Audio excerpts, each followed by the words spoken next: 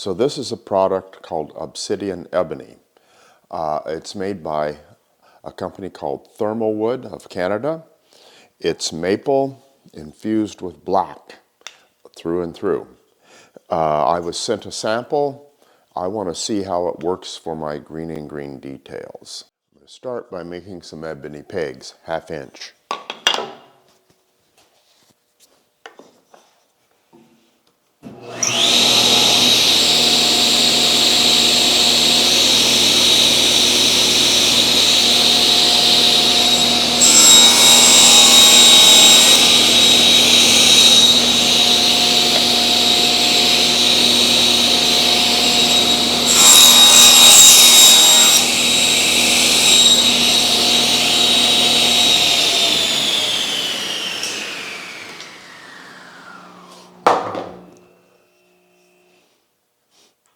Interesting smell.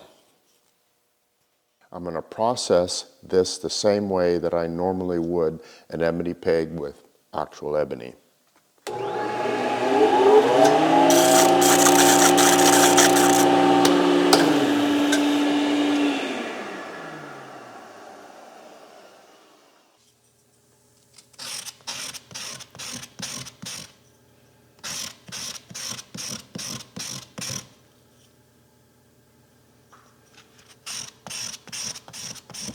That was 220 over there, now at 320. It's a little easier. With ebony, I have to sand a little more to get the results I want. This went really easy in comparison. Now 600.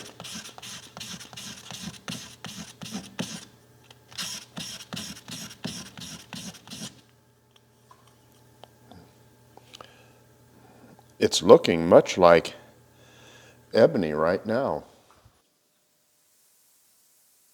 That low, dull sheen, much like true ebony. So real ebony really comes alive when I buff it with white rouge there. Let's get up to speed.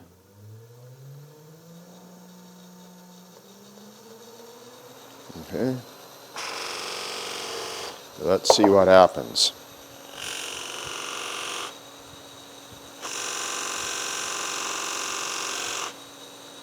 Whoa.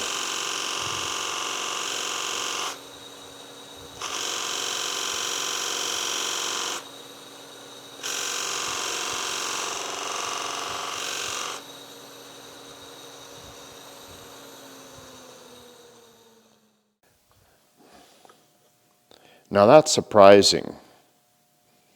That's quite a nice sheen. I wasn't quite expecting that actually. So next what I'm going to do is I'm going to cut it off, back bevel it like I normally do, and then tap it into some mahogany and see how that goes.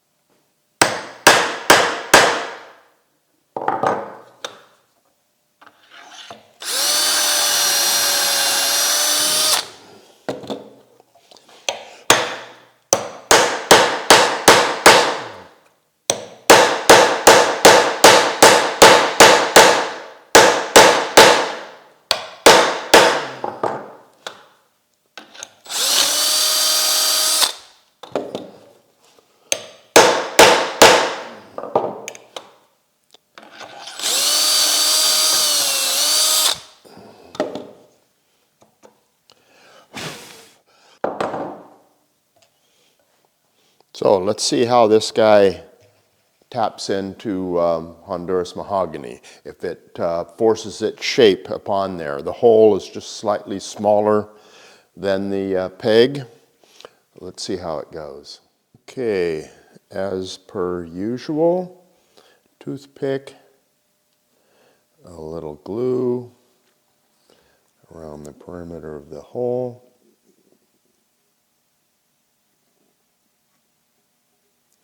And let's see how this guy taps in.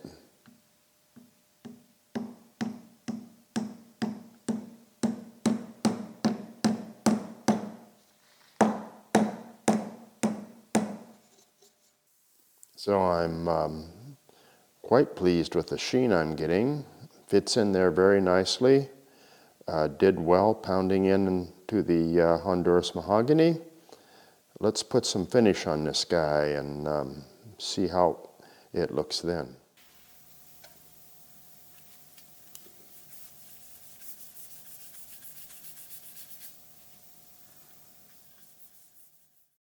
Now I want to see how it does with ebony splines. This is a blank that I've machined out as usual.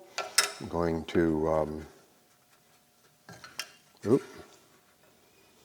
use my marking template and, as usual, relieve.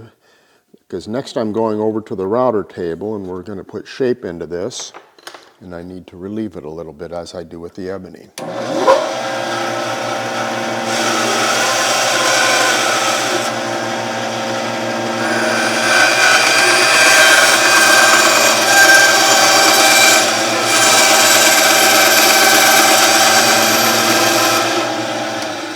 So real ebony is rather brittle. So is maple to some degree, not as brittle as ebony. And I get blowouts here at the router table sometimes when I'm shaping for the ebony spline. Let's see how this stuff does.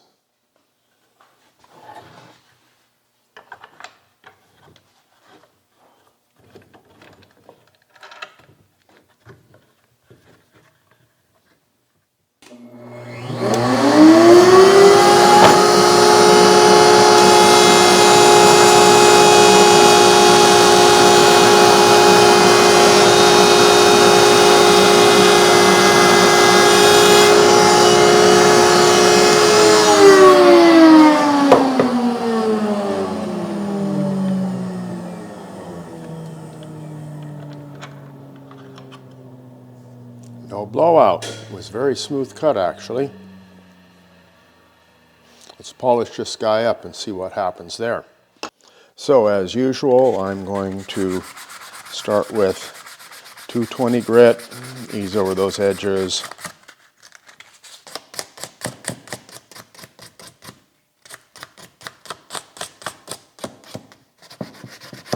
Progress to 320.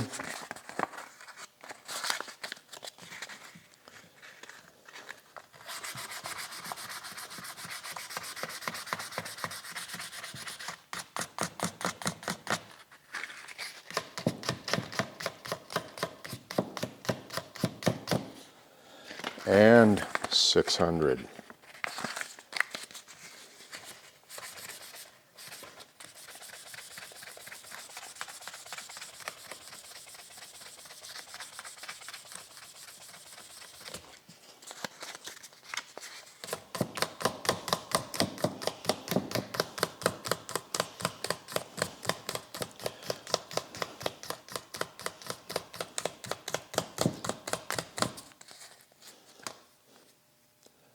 And on to the buffing wheel.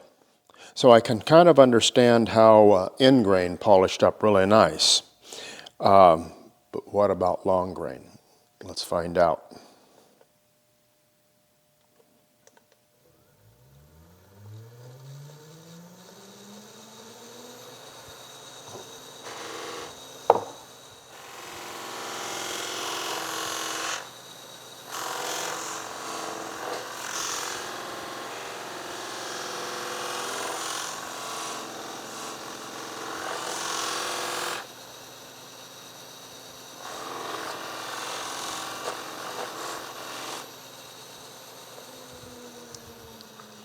Whoa, there you have it.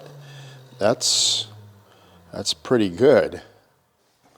So overall, I'm very impressed with the Obsidian Ebony, especially for the plugs on the end grain.